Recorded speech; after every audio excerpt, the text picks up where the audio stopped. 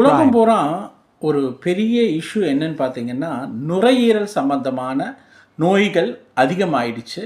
அதனால் பார்த்தீங்கன்னா, வீசிங், இருமல், தும்மல், ஜலதோஷம், கொரோனா மாதிரி ஒரு பெரிய வியாதிகள், நுரையீரல் சம்பந்தமாக நிறைய வியாதிகள் வந்ததுக்கு மெயின் காரணமே நம்ம தூய்மையான காற்று குறைபாடு தாங்க. நம்ம சரியான தூய்மையான காற்றை சுவாசிக்காத நிலை தான். இதுக்கு காரணம் நம்மளும் தான்.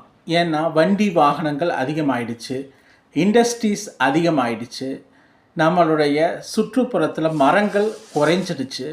அதனால் ஃப்ரெஷ் ஆக்சிஜன் சிட்டிஸில் கம்மி ஆயிடுச்சு, மேஜர் சிட்டிஸில். ஸோ நம்மளுடைய வாழ்க்கையின் முறையை அதிகமாக ஃப்ரெஷ்ஷாக ஆக்சிஜன் கிடைக்கக்கூடிய என்வாமெண்ட்டில் இருந்து செலவிட்டோம்னா, அதே நேரத்தில் வண்டி வாகனங்களை குறைச்சிக்கிட்டோம்னா, முடிஞ்ச வரைக்கும் குப்பைகளை அதிகப்படுத்தாமல் சுற்றுப்புறத்தை பேணினாலே இந்த மாதிரி நுரையீரல் சம்பந்தமான பிரச்சனைகள் வரக்கூடிய அசுத்த காற்றுனால் வரக்கூடியது குறையும். ஸோ நம்மளுடைய இப்போ தேவை சுத்தமான காற்று. டெல்லியெல்லாம் இப்போவே சுத்தமான காற்று இல்லாமல் திணறிட்டு இருக்காங்க. நம்ம வெளிவிடக்கூடியது carbon dioxide oxygen.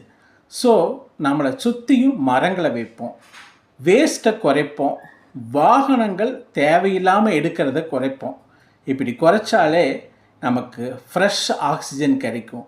நம்மளுடைய சுற்றுப்புறத்தில் எப்போவுமே நல்ல ஃப்ரெஷ் காற்று இருக்கிற மாதிரி பார்த்துக்கணும். அப்படி பார்த்துக்கிட்டாலே இந்த நுரையீரல் பாதுகாக்கப்படும்.